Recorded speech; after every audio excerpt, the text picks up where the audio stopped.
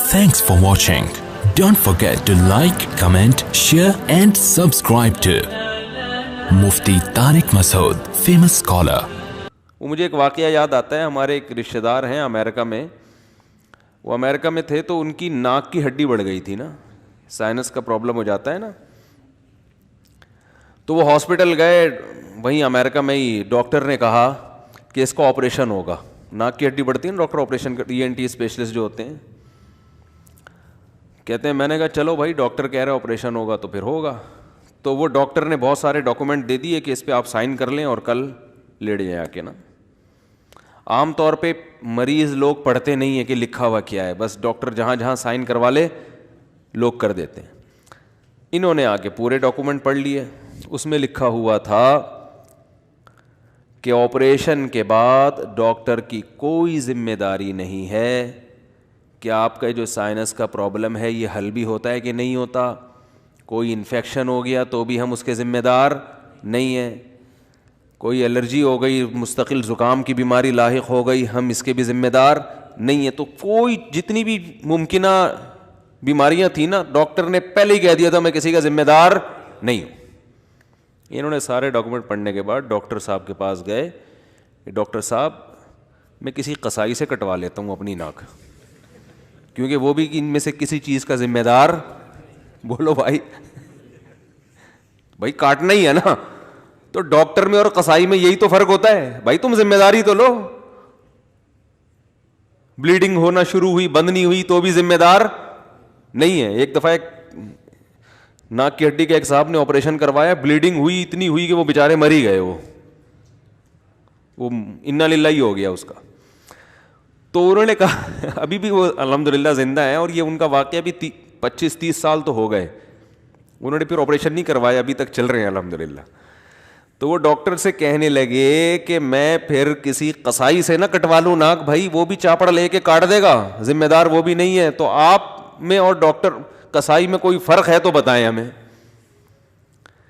تو بات یہی ہے کہ ایک آدمی نے کراٹے سیکھے, ماسٹر ہے, بلیک بیلٹ ہے اور پتہ نہیں کیا کیا القابات لگے ہوئے ہیں, لیکن جہاں لڑنا بھی ہوتا ہے تو وہاں نہیں لڑتا. تو لوگ کہتے ہیں بھائی تجھ میں اور ایک بیساکھی سے چلنے والے معذور شخص میں کوئی فرق نہیں ہے. تو یہ بھی بے اعتدالی ہے یا نہیں ہے؟ تو جسے بھی اللہ نے جو کوالٹی دی ہے نا, جو صفت دی ہے, کسی کو اللہ نے علم میں دوسروں سے ممتاز کیا. اب علم میں بے اعتدالی یہ ہے کہ آپ خام خواہ میں اپنی علم کی دھاک یوٹیوب پہ آگے بٹھاتے رہیں اور لوگوں کو نیچا دکھاتے رہیں کہ وہ بھی غلط ہے, وہ بھی غلط ہے, وہ بھی غلط ہے, کیڑے نکالتے رہیں بیٹھ کے صبح شام. یہ ایسا ہی ہے جیسے کراٹے کا علم آ گیا اور کراٹے سیکھ لی اور صبح شام لوگوں کی ہڈیاں توڑنے کے علاوہ کوئی کام ان محترم کا ہے ہی نہیں. اور بے اعتدالی علم میں یہ ہے کہ جہاں بولنا چاہیے, جہاں لوگوں کو گائیڈ کرنا چاہیے, وہاں بھی آپ گائیڈ نہیں کر رہے, تو یہ بے اعتدالی ہے. تو جس کو بھی اللہ نے جو کوالٹی دی ہوتی ہے, لوگوں سے ممتاز بنایا ہوتا ہے, تو سب سے پہلے اللہ کا بھی, فطرت کا بھی, لوگوں کا بھی مطالبہ یہ ہوتا ہے کہ یہ اس معاملے میں اعتدال کے راستے پر ہے یا نہیں ہے. اگر اعتدال کے راستے پر ہے, ہٹو بچوں, بہترین ہو گیا. نہیں ہے تو اس کا مطلب کیا ہے؟ بے وقوف ہے, احمق ہے, غلط آدمی ہے یہ. تو بالکل اسی طرح یاد رکھو کہ انسان جو ہے نا, انسان, یہ بہت اہم بات کر رہا ہوں, اللہ کرے کھوپڑی میں اتر جائے یہ بات. بہت ساری گمراہیوں کا حل اس میں ہے. انسان جو دوسری مخلوق پر ممتاز ہے نا, وہ کراٹے کی وجہ سے نہیں ہے, یا کہ جم جاتا ہے, یہ باڈی اچھی ہے. باڈی تو میرے بھائی بیل کی ہم سے زیادہ اچھی ہوتی ہے. کیا خیال ہے؟ جبڑے جو ہے نا, جبڑے یہ مگرمچھ کے ہم سے زیادہ اچھے. اگر آپ کہتے ہو میں جمناسٹک کی طرح چھلانگے مارتا ہوں, یوں کرتا ہوں میں, یہ تو پھر بندر یہ کام ہم سے بھی زیادہ اچھا کر لیتا ہے. لنگور کو دیکھو کیسے لٹکتا رہے گا نا, ہم وہاں تک پہنچ ہی نہیں سکتے کتنی بھی محنت کر لیں, لنگور نہیں بن سکتے ہم, اور اللہ بنائے بھی نہیں ہم میں سے کسی کو. تو وہ لنگور سے ایک چھوٹا سا چٹکلا یاد آ جاتا ہے, وہ کئی دفعہ سنا چکا ہوں, لیکن وہ بس ہمارے حضرت سے محبت ہے نا, تو جب بھی تذکرہ آتا ہے تو حضرت کا کوئی نہ کوئی واقعہ. وہ حضرت فرماتے تھے میرے بڑے بھائی کے پاس ایک شخص آیا, اس کو وہم کی بیماری ہو گئی تھی کہ میں بندر بن گیا ہوں. کتنی کتنے نفسیاتی ڈاکٹروں کے پاس جا چکا تھا، یار مجھے شبہ ہو گیا میں بندر ہوں، میں بندر ہوں. بہت ایک ڈاکٹر کے پاس گیا نا کہ میں بندر ہوں، تو ڈاکٹر نے کہا پنکھے سے اترو گے تو بتاؤں گا نا کہ علاج کروں گا میں، اوپر سے تو نیچے آؤ. تو وہ تو ہمارے حضرت کے پاس آیا، حضرت کے بڑے بھائی کے پاس، کہ مجھے پتہ نہیں شبہ ہو گیا. انہوں نے کہا ہاتھ لگا کے دیکھ لیا کرو دم ہے یا نہیں ہے. کہتے ہیں اس کے بعد وہ الحمدللہ کسی اور کے پاس کبھی بھی نہیں گیا، کسی کے پاس بھی نہیں گیا، اس کو یہ وہم دور ہو گیا. تو چھلانگیں مارنا جمناسٹک کی، جیسے وہ کر رہے ہوتے ہیں جمناسٹک والے، ٹھیک ہے کرتے ہیں، بہت کوالٹی ہے یار، گھوم جاتے ہو، لیکن بندر کی طرح بولو نہیں ہو سکتا. تو انسان کو جو اللہ نے ممتاز بنایا، جو سب سے الگ تھلگ بنایا، وہ کس چیز میں؟ عقل میں. اس جیسی ذہانت اور عقل اللہ نے کسی کو بولو نہیں دی ہے، ایسی کھوپڑی اللہ نے کسی کو نہیں دی ہے. اس چیز میں انسان ممتاز ہے. تو میں نے آپ سے عرض کیا کہ جو کوالٹی جس کو دی جاتی ہے نا، لوگوں کا بھی مطالبہ ہوتا ہے، فطرت کا بھی مطالبہ ہوتا ہے کہ یہ اس میں کیا کرے، اعتدال سے کام لے. اگر وہ اس میں اعتدال سے کام نہیں لے رہا تو ہر شخص کی خواہش ہوتی ہے کہ یہ کوالٹی، یہ صفت اس سے چھن جانی چاہیے، یہ اس کے لائق نہیں ہے، یہ غلط آدمی کے ہاتھ میں یہ چیز آ گئی ہے. تو بالکل اسی طرح یاد رکھو، انسان کو تو اللہ نے ممتاز ہی عقل کی وجہ سے کیا ہے.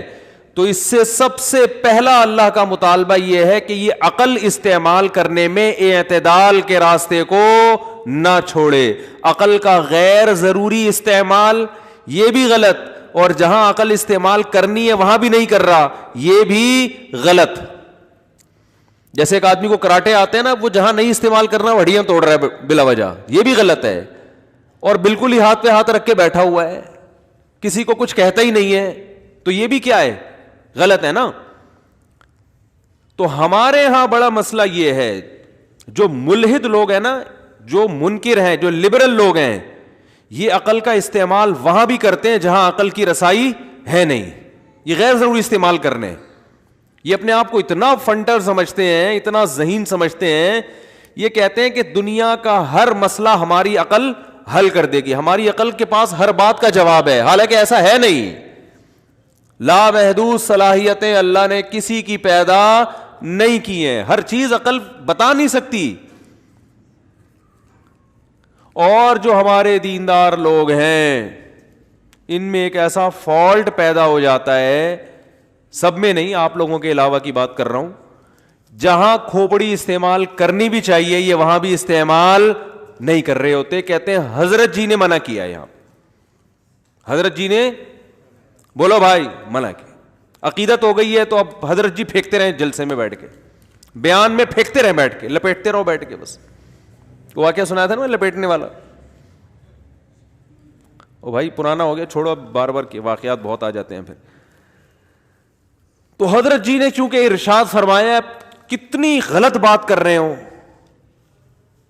پیر و مرشد نے کہہ دیا یہ تو بس پیر و مرشد تو غلط ہو نہیں سکتے. نماز نہیں پڑھ رہے وہ پیر و مرشد، پیر و مرشد کی داڑھی نہیں ہے ماشاءاللہ، لیکن عشق رسول میں ایک نمبر تولا جا رہا ہے جناب، سونے اور چاندی میں، حالانکہ داڑھی نہیں ہے. تو بھائی اگر نبی سے اتنا عشق ہے تو داڑھی کیوں نہیں رکھ لیتے یار؟ داڑھی نہیں رکھیں گے. وہ مائیکل جیکسن زیادہ اچھا لگتا ہے ان کو دیکھنے میں یار، تھوڑا سا بننا ویسے ہے. میں نہیں کہہ رہا کہ یہ کوئی برا آدمی ہے یا اس کے دل میں پیغمبر سے نفرت ہے، معاذ اللہ، یہ الزام نہیں لگا رہا، لیکن آپ نے بھی تو کتنے اونچے مقامات پہ پہنچا دیا نا. بھائی تھوڑا سا نیچے لے آؤ. نعت خوانوں کو دیکھو آپ، بہت سارے نعت خوان صبح و شام نبی کی یاد میں پڑھ پڑھ کے آنسوؤں سے رو رہے ہیں. او بھائی اتنا رونے کی ٹینشن کی ضرورت نہیں ہے، اپنے عمل کو ٹھیک کر لو. پیسے جو آپ نے لیے ہوئے واپس کر دو. وسیم بھائی سے جو پیسے لیے ہوئے وہ کیا کر دو واپس، وہ نہیں کرے گا واپس. سب نعت خوان نہیں بھائی، کسی پہ کوئی متعین شخص مراد نہیں ہے، لیکن ہم نے دیکھے ہیں. او بھائی تو قرضہ واپس کر یار، کب سے لے کے بیٹھا ہوا ہے، پیسے دے میرے. نہ نہ نہ نہ، پروگرام میں جانا ہے، نعتیں رسول مقبول پڑھنی اور روئے گا وہاں جا کے. مارکیٹ میں چل رہا ہے کہ نہیں چل رہا ہے؟ میں الحمدللہ ایسے آنسوؤں سے کبھی بھی الحمدللہ پہلے بھی کبھی متاثر نہیں ہوا تھا, اب بھی نہیں ہوتا. ایک صاحب تھے فجر کی نماز میں 15 دن مارکیٹ سے شارٹ رہتے تھے, وہ تھے بہت بڑے بزرگ, یا تو چلو کوئی شرعی عذر ہونا, لیکن وہ نہیں ہوتے تھے, آتے ہی نہیں تھے نا. اب خلیفہ بھی تھے, وہ بزرگ بھی تھے,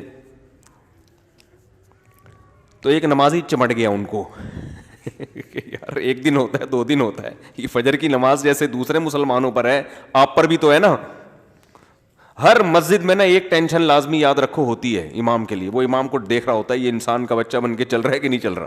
ہر مسجد میں اللہ نے ایک ٹینشن کم از کم پیدا کی ہوتی ہے, اور وہ صحیح ہوتی ہے صحت کے لیے, سب وہ ضروری ہوتی ہے. تو وہ چپک گئے کہ بھائی یا تو کوئی بیماری ہے, تو یہ بول تو ہم تھوڑی پوچھ رہے ہیں کہ آپ کو کوئی بیماری, بس بتا دو یار کوئی شرعی عذر ہے, ہم فرض کر لیں گے, کچھ تو بولو. نہیں تو یہ بیوقوف ہیں جو اتنے لوگ ہیں یہ نماز پڑھنے آ رہے ہیں. وہی ہے نا, ایک دیہاتی کا بیل آ گیا مسجد میں, امام صاحب نے ڈنڈے سے مارنا شروع کیا, تو دیہاتی کہنے لگا امام صاحب بے زبان جانور ہے, بے عقل ہے, کبھی مجھے دیکھا آپ نے مسجد میں, بلا وجہ اس کو کوٹ رہے ہو پکڑ کے.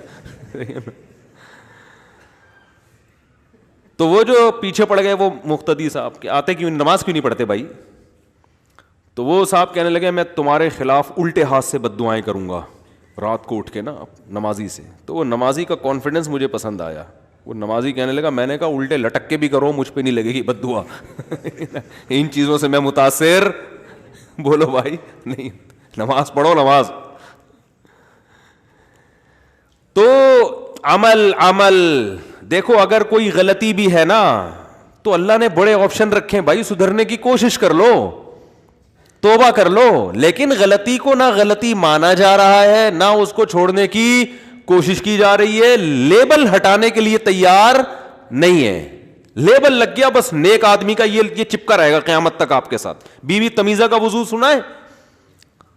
بی بی تمیزہ وضو کے بغیر وضو نہیں آتی تھی اس کو نا, تو مسجد کے امام نے بی بی تمیزہ کو کہا کہ تو نماز کیوں نہیں پڑھتی ہے؟ اس نے کہا کہ مجھے وضو کرنا نہیں آتا. تو امام صاحب نے اپنے سامنے اس کو وضو کرایا اور نماز پڑھائی. اس نے کہا زبردست. امام صاحب نے کہا میں سفر میں جا رہا ہوں, واپسی پہ تجھ سے پھر پوچھوں گا نماز پڑھتی ہے کہ نہیں پڑھتی. امام صاحب آئے 8-10 سال کے بعد, اس دوران بی بی تمیزہ کی شادی بھی ہو گئی, بچے بھی ہو گئے ماشاءاللہ. امام صاحب نے کہا بھائی نماز پڑھتی ہے؟ اس نے کہا الحمدللہ 10 سال میں سے پابندی سے پڑھ رہی ہوں. انہوں نے کہا وضو؟ کہہ رہے وضو تو آپ کرا کے چلے گئے تھے. تو ہمارے حضرت فرمایا کرتے تھے جیسے بی بی تمیزہ کا وضو شادی بھی ہو گئی اور 10 بچے بھی ہو گئے نہیں ٹوٹا, تو ایسے ہی بعض لوگوں کا تقویٰ کچھ بھی ہو جائے وہ ٹوٹتا نہیں ہے, چاہے وہ نماز پڑھے یا نہ پڑھے, ان کا تقویٰ نہیں ٹوٹتا. وہ عشق رسول پھر بھی رہے گا ان میں, انسٹال ہو گئے سافٹ ویئر عشق رسول کے. تو جو کرنے کا کام ہے میرے بھائی وہ کیوں نہیں کرتے؟ تھوڑا عمل کر لو پابندی کے ساتھ, فرائض واجبات پورے کر لو, اللہ آپ سے زیادہ کا سوال نہیں کرے گا. موٹے موٹے حکام, اور اگر کوئی گناہ ہو رہا ہے تو توبہ کرو اللہ کے سامنے, چھوڑنے کی کوشش کرو اس کو. ٹریک تو صحیح کرو نا, آدمی صحیح ٹریک پہ آ جائے, اس کو پتا تو چلے کہ صحیح کیا ہے غلط کیا ہے. ٹریک ہی صحیح نہیں ہے